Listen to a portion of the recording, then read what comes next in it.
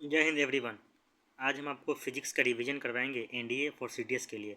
आप लोगों को कान में हेडफोन लगाओगे कान में, चाहिए आप फिल्म की तरफ सुनोगे।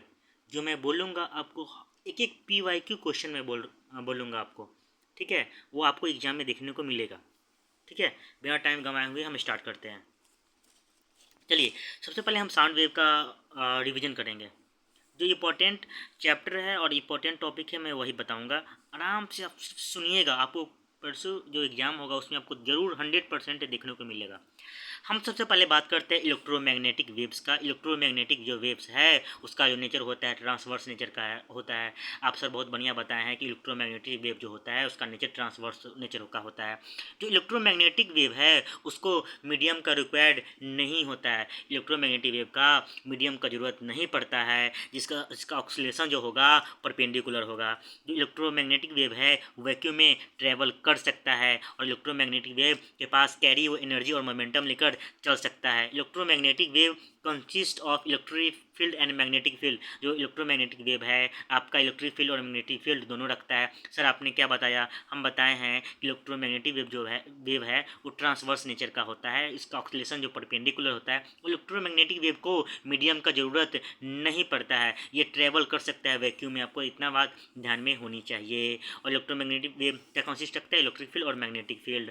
इसका फार्मूला याद रखिएगा, C बराबर लैम्डा भी। बहुत बढ़िया, कोई दिक्कत नहीं है। इलेक्ट्रोमैग्नेटिक वेव जो है ये आपका रिफ्रैक्शन, डिफ्रैक्शन, इंटरफेरेंस और पोलराइजेशन ये शो करता है। रेडियो वेव जानिए क्या है? रेडियो वेव आपका इलेक्ट्रोमैग्नेटिक वेव है। एक्सरे, गामा रेज, ये सब क्या है? आपका इलेक्ट्रोमैग्नेटिक वेव है। अब इलेक्ट्रोमैग्नेटिक वेव ट्रांसवर्स होगा ना कि लॉन्गिट्यूडनल होगा। और जो लाइट जो है हम लोगों का जो लाइट है वो भी आपका ट्रांसवर्स नेचर का होता है। और साउंड जो होता है आपका लॉन्गिट्यूडनल वेव होता है। आपको ध्यान में आनी चाहिए। इलेक्ट्रोमैग्नेटिक वेव में इलास्टिक नहीं होगा, आया हुआ था एनडीए के एग्जाम में, समझो।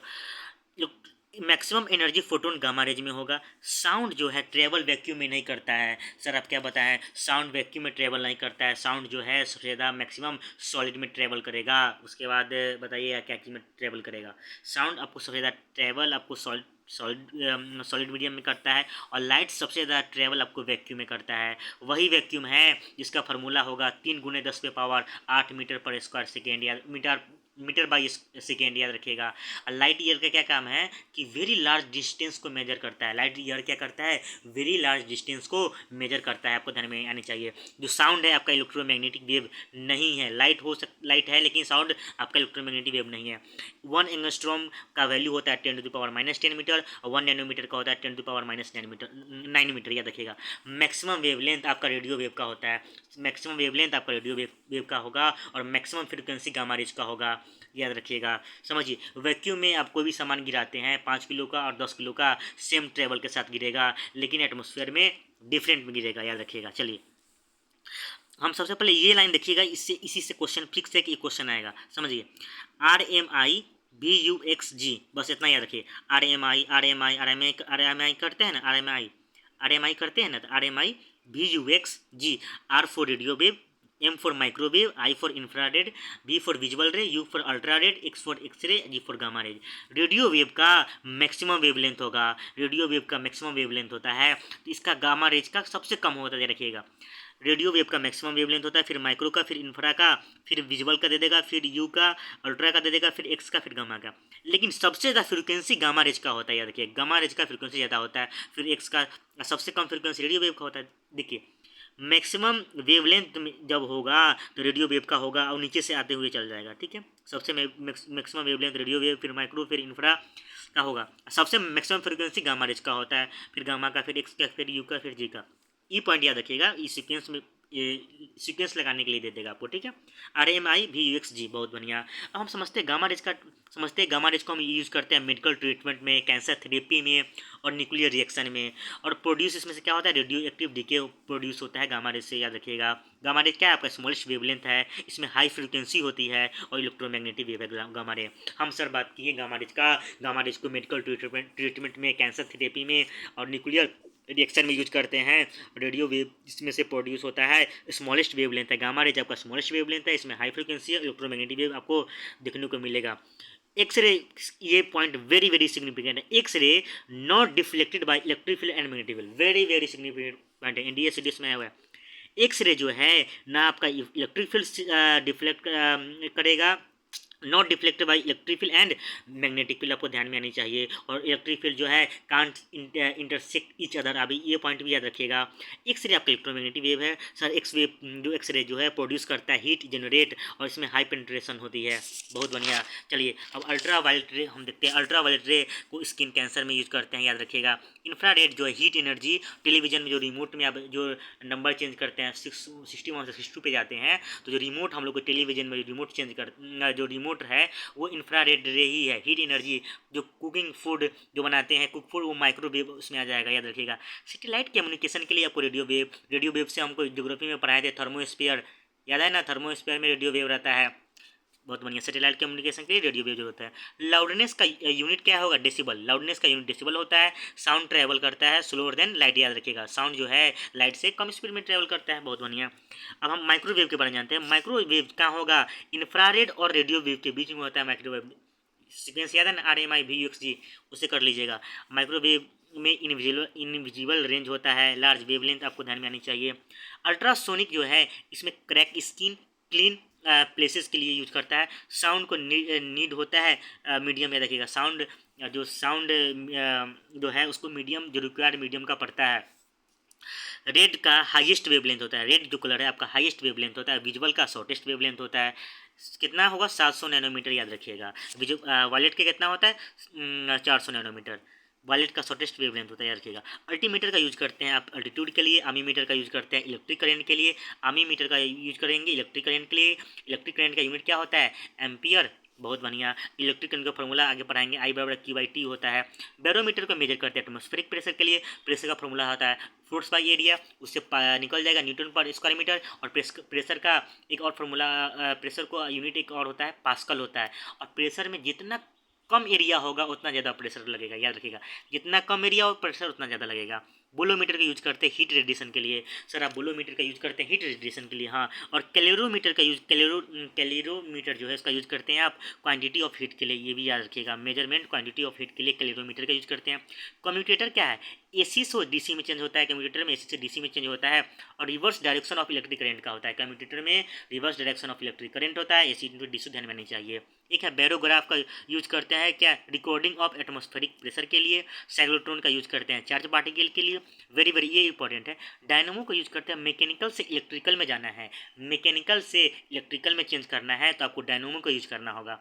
डायनामो मेजर इलेक्ट्रिक पावर, याद रखिएगा। इलेक्ट्रोस्कोप क्या करता है कि इलेक्ट्रिक चार्ज है कि नहीं वहाँ पे वो पता लगाता है। इलेक्ट्रोस्कोप यही पता लगाता है कि वहाँ पे चार्ज है कि नहीं। इंडोस्कोप क्या करता है कि ये एग्जामिन करता है part of body. Endoscope examine internal part of the body करता है। फेदोमीटर जो है डेप्थ ऑफ ओशियन के लिए करते हैं। और फ्लक्स मीटर क्या मेजर करता है? Magnetic flux. बहुत बढ़िया। गैल्वेनोमीटर क्या यूज करता है? Measure of electric current. Galvanometer जो है इलेक्ट्रिक करंट मेजर करता है, समझिए। एक है हाइड्रोमीटर। हाइड्रोमीटर क्या मेजर करता है? Relative density of liquid. Hydrometer जो है आपका मेजर क्या करता है? रिलेटिव डेंसिटी ऑफ लिक्विड, याद होनी चाहिए। एक है हाइग्रोमीटर, ये मेजर करता है ह्यूमिडिटी के लिए। हाइग्रोमीटर ह्यूमिडिटी आपको ध्यान में आनी चाहिए। कीमोग्राफ यूज करता है, यूज करते हैं इसको ब्लड प्रेशर के लिए और हार्ट बीट के लिए। एक है मैनोमीटर, इसका यूज करते हैं प्रेशर ऑफ गैस के लिए। हम मैनोमीटर का यूज करते हैं प्रेशर ऑफ गैस के लिए। माइक्रोफोन का यूज करते हैं, पहले साउंड वेव आएगा तब इलेक्ट्रिकल आएगा। Very very important. Microphone important है। माइक्रोफोन जो साउंड है, माइक्रोफोन जो है साउंड वेव से इलेक्ट्रिकल में जाता है। माइक्रोफोन जो है साउंड वेव से इलेक्ट्रिकल में जाएगा। इलेक्ट्रोमीटर का यूज करते हैं मिल्क प्योरिटी के लिए। ओडोमीटर का यूज करते हैं डिस्टेंस के लिए। स्पीडोमीटर का यूज करते हैं स्पीड के लिए। ओम मीटर का यूज करते हैं इलेक्ट्रिक रेजिस्टेंस के लिए। और पेरिस्कोप जो है व्यू ऑब्जेक्ट सी लेवल के लिए यूज करते हैं। एक है फोटोमीटर, इसको यूज करते हैं ल्यूमिनस इंडिसेस के लिए। और एक है पायरोमीटर, इसको यूज करते हैं वेरी हाई टेम्परेचर के लिए। बहुत बढ़िया। ये इस पर CDS में आया था, इसे पिछला बार में आया था। साइफाइनोमीटर जो है उसका यूज करते हैं मेजर ब्लड प्रेशर के लिए। वोल्टमीटर से आपको पोटेंशियल डिफरेंस ध्यान में आनी चाहिए। वाट मीटर से आपको पावर ऑफ इलेक्ट्रिक करंट ध्यान में आनी चाहिए। मोटर क्या करते हैं समझिए। मोटर इलेक्ट्रिकल एनर्जी को मैकेनिकल एनर्जी में चेंज करता है। मोटर जो है इलेक्ट्रिकल को मैकेनिकल में चेंज करता है। मोटर इलेक्ट्रिकल को मैकेनिकल में चेंज करता है। जनरेटर क्या करता है? आपको मैकेनिकल को इलेक्ट्रिकल में चेंज करता है। डायनेमो सर वही काम करता है। डायनेमो हो चाहे आपका जनरेटर हो, मैकेनिकल को इलेक्ट्रिकल में चेंज करता है। ट्रांसफार्मर जो है चेंज करता है वोल्टेज लो से हाई में। स्टेप अप एक ट्रांसफर होता है, एक स्टेप डाउन होता है। स्टेप अप में लो से हाई जाता है। स्टेप देखो, ट्रांसफार्मर का क्या काम है कि चेंज करना वोल्टेज। एक होता है स्टेप अप, एक होता है step down transformer. Step up जो ट्रांसफार्मर है वो लो से हाई वोल्टेज करता है, स्टेप अप में लो से हाई, और स्टेप डाउन में हाई टू लो जाएगा। इलेक्ट्रिसिटी प्रोड्यूस क्या करता है, मैग्नेट, वेरी इंपॉर्टेंट है। इलेक्ट्रिसिटी क्या प्रोड्यूस कर सकता है, मैग्नेट करता है। इलेक्ट्रिक जनरेटर से आपको किस पे बेस्ड है इलेक्ट्रिक जनरेटर, तो ईएमआई पे, इलेक्ट्रोमैग्नेटिक इंडक्शन पे बेस्ड है, आनी चाहिए। स्पीकर क्या करता है, इलेक्ट्रिकल को साउंड में बेचता है। स्पीकर क्या करता है, इलेक्ट्रिकल को साउंड में बेचता है। Very good. हम इस समझेंगे लॉज ऑफ मोशन का डिस्कवर न्यूटन साहब। चार्ज का कूलम किया था, चार्ज का खोज कौन किया था, कूलम। एटम का जॉन डाल्टन, एटम का जॉन डाल्टन। और फ्लड का आर्किमिडीज साहब। डायनामाइट का अल्फ्रेड नोबल, डायनामाइट का डिस्कवर अल्फ्रेड नोबल। अच्छा, पीरियोडिक टेबल का मेंडलीव। एक्सरे का रोन्टजेन। रेडियो एक्टिविटी का ये इंपॉर्टेंट है, हेनरी बेकरल आया था। रेडियो एक्टिविटी का खोज कौन किया था, तो हेनरी बेकरल किए थे। इलेक्ट्रॉन का जे थॉमसन किए थे। अच्छा, रेडियम का मैडम क्यूरी किए थे, रेडियम का मैडम क्यूरी किए थे। क्वांटम थ्योरी का मैक्स प्लैंक किए थे, क्वांटम थ्योरी का खोज मैक्स प्लैंक किए थे। फोटो इलेक्ट्रिक इफेक्ट का आइंस्टीन किए थे, फोटो इलेक्ट्रिक इफेक्ट का आइंस्टीन किए थे, इसलिए इनको नोबेल प्राइज में मिला था। और रिलेटिविटी का भी आइंस्टीन किए थे, फोटो इलेक्ट्रिक इफेक्ट और रिलेटिविटी का आइंस्टीन खोज किए थे। एटॉमिक स्ट्रक्चर का नील बोर और रदरफोर्ड किए थे, एटॉमिक स्ट्रक्चर का खोज कौन किया था, नील बोर और रदरफोर्ड। प्रोटॉन का रदरफोर्ड, प्रोटॉन का भी खोज रदरफोर्ड किए थे, प्रोटॉन का खोज रदरफोर्ड किए थे। एटॉमिक स्ट्रक्चर का नील बोर और रदरफोर्ड किए थे। न्यूट्रॉन का चैडविक, न्यूट्रॉन का जेम्स चैडविक किए थे। न्यूक्लियर रिएक्टर से अर्निको फर्मी आपको ध्यान में थे, वही खोज किए थे, समझो। इलेक्ट्रिक आयरन, टोस्टर, स्टोव, ये सब इलेक्ट्रिकल को थर्मल में चेंज हो जाता है, समझिए। ऑटोमोबाइल क्या करता है, केमिकल से मैकेनिकल में चेंज होता है। ऑटोमोबाइल क्या करता है, केमिकल से मैकेनिकल में चेंज होता है, बहुत बढ़िया। Human body digest convert chemical से मैकेनिकल में, याद रखिएगा। ह्यूमन बॉडी जो डाइजेस्ट होता है फूड का, केमिकल से और मैकेनिकल में जाता है। सन से आपको क्या ध्यान में आएगा, न्यूक्लियर फ्यूजन ध्यान में आनी चाहिए। सन में न्यूक्लियर एनर्जी को लाइट एनर्जी में चेंज करता है, फिर थर्मल एनर्जी में। सन से हमको सर ध्यान में आएगा nuclear fusion. Nuclear energy sun में क्या होता है, पहले न्यूक्लियर एनर्जी लाइट एनर्जी में जाता है, लाइट एनर्जी थर्मल एनर्जी में जाता है। पिच ऑफ साउंड जो का यूनिट क्या होगा, फ्रीक्वेंसी, और फ्रीक्वेंसी का यूनिट हर्ट्ज होता है और सेकेंड इनवर्स भी होता है, याद रखिएगा। जो सर फ्रीक्वेंसी का यूनिट हर्ट्ज तो होता ही और सेकेंड इनवर्स भी होता है। पिच ऑफ साउंड का यूनिट क्या होगा, फ्रीक्वेंसी होगा। लाइव वायर में रेड कलर होता है। हाइड्रोजन बम न्यूक्लियर फ्यूजन पे बेस्ड है, हाइड्रोजन बम न्यूक्लियर फ्यूजन पे बेस्ड है। और न्यूक्लियर बम जो है अनकंट्रोल होता है, न्यूक्लियर बम आपका अनकंट्रोल होता है, याद रखिएगा। हाइड्रोजन बम को कंट्रोल किया जा सकता है, लेकिन न्यूक्लियर बम अनकंट्रोल होता है, याद रखिएगा। न्यूक्लियर रिएक्टर जो होता है कंट्रोल होता है, न्यूक्लियर रिएक्टर कंट्रोल होता है। न्यूक्लियर रिएक्टर का यूज करते हैं मॉडरेटर में, याद रखिएगा। न्यूक्लियर फ्यूजन में क्या होता है कि न्यूक्लियस ब्रोक होता है, याद रखिएगा। इसमें हाई टेम्परेचर आ जाएगा। यूरेनियम न्यूक्लियर फ्यूजन पे बेस्ड है, यूरेनियम जो है आपका न्यूक्लियर फ्यूजन पे बेस्ड है, ये भी पीवाईक्यू में आया हुआ है। एक्सरे क्या करता है, not deflect electric field and magnetic field, आपको ध्यान में चाहिए। सॉलिड में साउंड का मैक्सिमम होगा, गैस में मिनिमम होगा। स्पीड ऑफ साउंड का वैल्यू 340 मीटर पर सेकंड, याद रखिएगा। टेम्परेचर बढ़ने पे साउंड बढ़ता है, टेम्परेचर बढ़ने पे साउंड बढ़ता है। जो हम जितना साउंड सुन सकते हैं कितना है, 20 हर्ट्ज से 20,000 हर्ट्ज, 20 हर्ट्ज से 20,000 हर्ट्ज तक हम लोग सुन सकते हैं। एनिमल डॉग कितना सुन सकता है, 25 किलो हर्ट्ज। और 20 हर्ट्ज से जो नीचा होगा, 20 हर्ट्ज से जो बिलो होता है उसको इंफ्रासोनिक बोलते हैं, याद रखो। 20 हर्ट्ज से जो नीचा होगा उसको इंफ्रासोनिक बोलेंगे, और 20 हर्ट्ज से जो मोर होगा उसको अल्ट्रासोनिक बोलेंगे। एलिफेंट हो गया, वेल हो गया, डॉल्फिन हो गया, बैट्स, ये सब अल्ट्रासोनिक यूज करते हैं, यूज करता है। और राइनोसोर आपका इंफ्रासोनिक यूज करता है। अर्थक्विक में इंफ्रासाउंड होता है, आपको ध्यान में होना चाहिए। सोनार में अल्ट्रासोनिक वेव होता है, सोनार में अल्ट्रासोनिक वेव होता है, बहुत बढ़िया। कान का एक दोनों पार्ट है, पिनिया और कोल्किया। कोल्किया जो आपका इनर पार्ट है, और पिनिया आपका आउटर पार्ट है, ध्यान में आना चाहिए। Same pitch and sound quality of timber बोलते हैं। एम्पलीट्यूड का यूनिट क्या होता है, डेंसिटी या प्रेशर। एम्पलीट्यूड का यूनिट आपका डेंसिटी होता है या प्रेशर होता है, बहुत बढ़िया। मिक्सचर ऑफ सिंगल फ्रीक्वेंसी उसको नोट बोलते हैं, जैसे सारे गामा पादा निसा, तो मिक्सचर ऑफ सिंगल फ्रीक्वेंसी होगा उसको नोट बोलेंगे, और जिसमें सेवरल फ्रीक्वेंसी होगा उसको टोन बोलेंगे। Sound energy passing second unit पर एरिया उसको इंटेंसिटी बोलते हैं। जब साउंड एनर्जी पास करती है सेकेंड यूनिट एरिया में उसको इंटेंसिटी बोलेंगे। ईयर टू साउंड उसको लाउडनेस बोलते हैं। Change feeble sound to loud sound increase होता है एम्पलीट्यूड। मानो कि स्लो साउंड है उसको हमको बढ़ाना है तो उसमें एम्पलीट्यूड दे देते हैं। साउंड ऑफ ह्यूमन वॉइस, जब हम जो साउंड ऑफ ह्यूमन वॉइस जो बोलता है, जो हम लोग बोलते हैं किसके द्वारा, वोकल कॉर्ड के द्वारा बोलते हैं। या मैक्सिमम डिस्टर्बेंस किसमें होता है, एम्पलीट्यूड में होता है, याद रखिएगा। फ्रीक्वेंसी क्या होता है कि number of oscillation per unit time, उसको फ्रीक्वेंसी बोलते हैं। Number of oscillation per unit time को फ्रीक्वेंसी बोलते हैं। इसका यूनिट सेकेंड इनवर्स भी होता है और क्या होता है, हर्ट्ज भी होता है। टू कंसिक्वेंट कॉम्प्रीहेंशन और टू कंसिक्वेंट रिफ्लेक्शन, उसको वेवलेंथ बोलेंगे। लॉन्गिट्यूडनल जो होता है पैरेलल साउंड में आता है, बहुत बढ़िया। ट्रांसवर्स जो होता है परपेंडिकुलर में आता है। ट्रांसवर्स किस में आएगा, परपेंडिकुलर में आएगा, याद रखिएगा। न्यू बराबर लैम्डा वी, ये फार्मूला से अपन निकल जाएगा न्यूमेरिकल में। देखो इको में मल्टीपल रिफ्लेक्शन होगा, रिवर्बेशन में रिपीटेड रिफ्लेक्शन होता है, ऑडिटोरियम में। चलो एक क्वेश्चन देख लो, sound reflect from wall 85 metre, तो टाइम टेकन कितना लेता है इको, इसका फॉर्मूला याद रखिएगा। जो साउंड वेव रिफ्लेक्ट हो रहा है 85 मीटर, तो इसको इको पूछ रहा है, तो टी बराबर 2d/v याद रखिएगा, निकाल दीजिएगा। 2 डी का मान 85 और v का मान स्पीड ऑफ साउंड का 340, इससे निकल जाएगा। चलो क्वेश्चन अब थोड़ा सा कर लेते हैं, इंपॉर्टेंट न्यूमेरिकल, इससे आना ही आना है आपको। PYQ खोल कर आप देख सकते हैं, नहीं तो इस पर बिलीव करिए आपको सेम एनर्जी क्वेश्चन मिलेगा NDA में या CDS में, दोनों में। फ्रीक्वेंसी आपको दे देगा 50 हर्ट्ज, लैम्डा दे देगा, वेवलेंथ आपको 6 मीटर दे दिया। या सुनो वेव स्पीड पूछ दिया, स्पीड निकालने का फॉर्मूला क्या है, फ्रीक्वेंसी इंटू लैम्डा। तो हमको पता है कि फ्रीक्वेंसी 50 हर्ट्ज दिया था, 50 गुने लैम्डा हमको पता है कितना है 6 मीटर, 50 गुने 6 300 मीटर सेकेंड। ठीक, माइक्रोवेव का वेवलेंथ कितना होता है, इतना से इतना होता है, याद रखिएगा। Wavelength and frequency inversely proportional होता है। वेवलेंथ और फ्रीक्वेंसी क्या होता है आपका, इन्वर्सली प्रोपोर्शनल होता है। मानो लैम्डा दे दिया 2 मीटर, फ्रीक्वेंसी दे दिया इतना, स्पीड पूछेगा तो सेम फॉर्मूला पे निकाल दीजिएगा। ठीक, चलो वेव स्पीड कांस्टेंट होने पर वेवलेंथ डबल हो जाता है, उसका फ्रीक्वेंसी क्या हो जाएगा, फिर हाफ हो जाएगा। एक क्वेश्चन देख लो, फ्रीक्वेंसी 600 हर्ट्ज दे दिया, स्पीड दे दिया, आपका वेवलेंथ पूछ रहा है, तो लैम्डा बराबर भी स्पीड बटा फ्रीक्वेंसी डाल दीजिएगा, 300 बटा 600, इतना निकल जाएगा। देखो ये फार्मूला यहाँ देख लो, इतना समय नहीं है बताने का। डिस्टेंस का होता है b इंटू टी बटा टी 2, ठीक है। देखो एक इको का साउंड 340 मीटर बाई सेकेंड है, इसको स्पीड 0.5 सेकेंड मीटर है, सेम स्पीड देता है। तो इको रिफ्लेक्ट करने वाली ऑब्जेक्ट कितना डिस्टेंस कवर करेगा, डिस्टेंस का फॉर्मूला था b इंटू टी बाई 2, तो b आपका कितना दे दिया 340, टी आपका पता 0.5, अब फॉर्मूला टी कैलकुलेशन करिएगा 85 मीटर आ जाएगा। इको जो कैलकुलेशन करिएगा, देखिए डी निकालना होगा, इसका फॉर्मूला था b into T by 2, F निकालना है तो v बाई लैम्डा, याद रखिएगा। फ्रीक्वेंसी फ्रॉम वेवलेंथ, और फ्रीक्वेंसी निकालना है तो स्पीड बाई लैम्डा को वेवलेंथ बोलते हैं।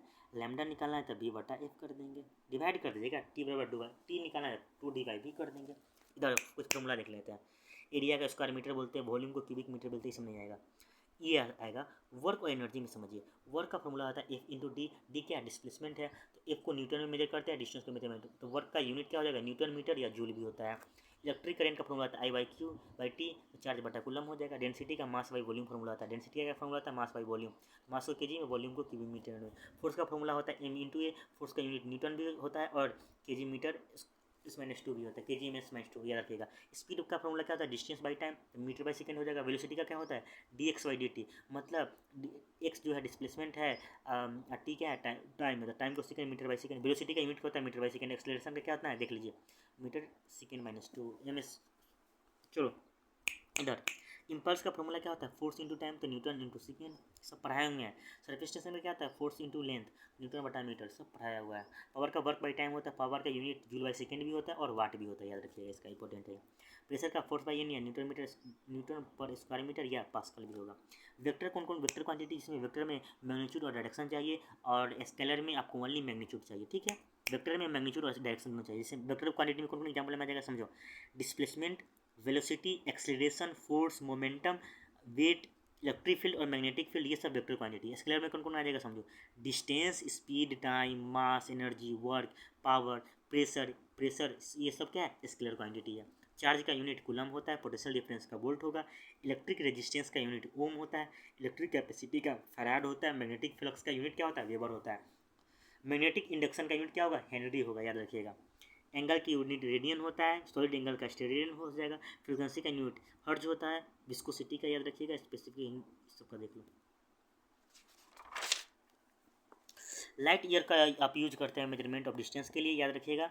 चलो चप्पल, सिंपल माइक्रोस्कोप जो बेस्ड है डिफ्लेक्शन ऑफ लाइट पे बेस्ड है। सुनो सिंपल पेरिस्कोप जो है, सिंपल पेरिस्कोप जो बेस्ड है किस पे है आपका, रिफ्लेक्शन ऑफ लाइट पे बेस्ड है, याद रखिएगा। चलो इधर देखो, लाइट साउंड को लॉन्गिट्यूडिनल वेव बोलते हैं, लाइट को ट्रांसवर्स वेव बोलते हैं। ठीक है, बहुत बढ़िया।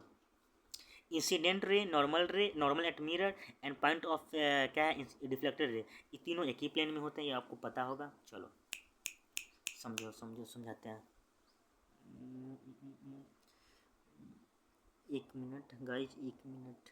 हाँ समझो, प्लेन मिरर का समझते हैं, प्लीज समझो। Plane mirror is always virtual and erect. Plane mirror आपका जो है आपको ऑलवेज वर्चुअल और इरेक्ट इमेज बनाता है। प्लेन मिरर जो है आपका वर्चुअल और इरेक्ट इमेज बनाता है, और इसका साइज इक्वल टू ऑब्जेक्ट। जितना आपका मानिए 6 मीटर हाइट है, तो 6 मीटर शीशा में देखिएगा ना मिरर में, तो प्लेन मिरर आपका कैसा इमेज बनाता है, वर्चुअल और इरेक्ट बनाता है। इसका साइज इक्वल टू ऑब्जेक्ट का होता है। इमेज जो फॉर्म होता है फार बिहाइंड द मिरर, इसका इमेज कहाँ फॉर्म होता है, behind the mirror. Image is laterally inverted. Laterally invert का मतलब हुआ कि अब मानिए इमेज में आप मिरर में आप दाहिना हाथ खड़ा करिएगा, तो आपको फील होगा कि हम बायां हाथ खड़ा कर रहे हैं, बस यही। चलो ये समझो, ये पॉइंट समझ लिए, मतलब आपका आधा क्वेश्चन थ्योरी समझ लिए। मानिए कि हम इसको मिरर मान लेंगे, इस लाइन को मिरर मान लेंगे। ठीक है, मानो कि हम यहाँ पे खड़ा है, यहाँ पे मिरर लगा है, यहाँ पे मिरर, यहाँ पे खड़ा है। यहाँ पे जब हम खड़े हैं तो क्वेश्चन में देगा कि मानो आप सी से पीछे खड़े हैं, सी से आप पीछे खड़े हैं, तो आपका इमेज कैसा बनेगा बताइए। अब सी से मानिए कि यहाँ पे आप खड़े हैं, तो आपका इमेज कैसा बनेगा। भाई मिरर से दूर होंगे तो हम छोटू दिखेंगे ना, तो इन्फिनिटी पे बनेगा, इन्फिनिटी पे बनेगा ना। चलो बहुत बढ़िया। अब बोलेगा कि मानिए आप को हम खड़ा कर दिए बियॉन्ड सी, आपका इमेज कैसा बनेगा। सर आप हमको बियॉन्ड, ऐसे सुनो सुनो, आपको इन्फिनिटी पे हम एग्जाम में ऐसे क्वेश्चन आएगा समझो, इन्फिनिटी पे तरुण कुमार आपको रख दिए, तो आपका इमेज कैसा बनेगा। सर इन्फिनिटी पे रख दिए, मिरर यहाँ इन्फिनिटी पे रखे, मतलब इमेज मेरा बहुत छोटा बनेगा। ठीक है सर, आपको हम बियॉन्ड सी रख दिए तो कैसा बनेगा। सर आप बियॉन्ड सी रख दिए तो मेरा इमेज डिमिनिश्ड बनेगा। जब आपको इन्फिनिटी पे रखेंगे तो मेरा इमेज हाईली डिमिनिश्ड बनेगा। यहाँ पे रखने पे मेरा इमेज हाईली डिमिनिश्ड बनेगा, और बियॉन्ड सी रखेंगे तो मेरा इमेज डिमिनिश्ड बनेगा। उसके बाद बोलेगा कि ठीक है आपको हम सेंटर पे रखेंगे तो कैसे इमेज बनेगा। सेंटर पे इमेज सेम साइज का बनता है, सेंटर पे इमेज कैसा बनेगा, सेम साइज का बनता है। बहुत बढ़िया। अब मानिए कहेगा कि फोकस पे रखेंगे तो इमेज कैसा बनेगा बताइए। फोकस पे रखने पे इमेज कैसा बनता है, फोकस पे रखने पे इमेज मेरा बड़ा बनेगा, क्योंकि मिरर के पास में आ गए तो इमेज मेरा बड़ा बनेगा। बहुत बढ़िया। अब बहुत बढ़िया फुल, और मानो कि बोलेगा कि फोकस और पोल के बीच में रखेंगे तो कैसा इमेज बनेगा। फोकस और पोल के बीच में इमेज मेरा कैसा बनेगा बताइए, इनलार्ज बन जाएगा। इतना बात समझ में आ गया। इसका दोनों को मानिए ए बराबर r/2, ये मान लेंगे, ये दोनों की पूरा r हो गया, ये पोल है। समझो यहाँ पे समझो एक बार, इमेज मिरर इमेज राइट में वर्चुअल बनाएगा, लेफ्ट में रियल बनाएगा। याद रखिएगा, राइट में वर्चुअल, लेफ्ट में रियल बनाएगा। Yes no. इन्फिनिटी पे क्वेश्चन कैसे देगा कि मानो आपको हम फोकस पे रखे हैं, इमेज कैसा, मानो कोई फोकस पे आप इन्फिनिटी पे रखे हैं, तो आपका इमेज कैसा बनेगा, फोकस पे हाईली डिमिनिश बनेगा। आपको हम इन्फिनिटी पे रखे हैं तो मेरा इमेज हाई डिमिनिश बन रहा है। इन्फिनिटी पे रखेंगे तो हाई डिमिनिश बनेगा। आपको बियॉन्ड सी, देखो ना यहाँ बियॉन्ड सी रखे हैं, बियॉन्ड से सी से पीछे रखेंगे तो इमेज आपको कैसा बनेगा, डिमिनिश बनेगा। सेंटर पे इमेज सेम साइज का बनता है, और बोलेगा सेंटर और ए, सेंटर ऑफ सी मतलब सेंटर ऑफ कर्वेचर और एफ के बीच में रखेंगे तो मेरा इमेज इनलार्ज बनेगा। फोकस पे सबसे ज़्यादा बड़ा बनता है, फोकस और पोल के बीच में मेरा इमेज इनलार्ज बनेगा। याद रखिएगा।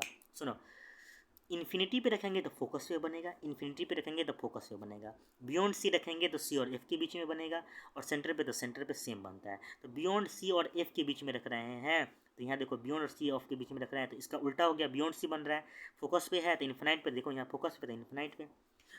फोकस और पोल के बीच में रखेंगे, यही एक उल्टा केस है। फोकस और पोल के बीच में रखेंगे तो इमेज कैसा बनेगा, बिहाइंड द मिरर बनेगा। हम बात कर रहे हैं कॉनकेव मिरर का केस था।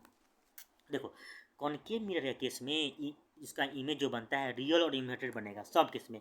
इन्फिनिटी पे रखो चाहे बियॉन्ड सी, सेंटर पे बियॉन्ड सी एंड फोकस पे रखो। लेकिन एक ऐसा केस है पोल और फोकस पे रखिएगा तो मेरा इमेज वर्चुअल और रिएक्ट बनेगा। कॉनकेव मिरर में आपका इमेज आपको रियल और इन्वर्टेड बनता है, लेकिन पोल और फोकस पे रखते हैं तो आपका इमेज वर्चुअल और रिएक्ट बनेगा। समय रियल और इन्वर्टेड बन रहा है, देख रहे हैं। कॉनकेव मिरर का यूज करते हैं आप टॉर्च में, स्टार्च लाइट में, सर्च लाइट में, हेड लाइट में, सेविंग मिरर में, डेंटिस्ट में, सोलर फर्नेस में यूज करते हैं। कॉनकेव मिरर को कन्वर्जिंग मिरर बोलते हैं और कन्वेक्स मिरर को डाइवर्जिंग मिरर बोलते हैं। सर आपने बोला कॉनकेव मिरर को कन्वर्जिंग मिरर बोलेंगे, कन्वेक्स को डाइवर्जिंग बोलेंगे। बहुत बढ़िया, समझ जाइए। कन्वेक्स मिरर का सेम कहानी है, इन्फिनिटी पे रख रहे हैं तो फोकस पे बन रहा है, हाईली डिमिनिश बनेगा। और कन्वेक्स मिरर में वर्चुअल और रिएक्ट बनता है। कन्वेक्स मिरर में कैसा बनता है, वर्चुअल और रिएक्ट बनता है। देख लीजिए फोटो। समझो, कन्वेक्स मिरर का यूज करते हैं रियर इन व्यू व्हीकल में, याद रखिएगा। बस इसका फॉर्मूला याद रखिएगा। मिरर का फॉर्मूला क्या होता है, 1/a बराबर 1/b बराबर 1/u। यू ऑब्जेक्ट मान लेंगे, v इमेज मान लेंगे, f फोकल लेंथ मान लेंगे।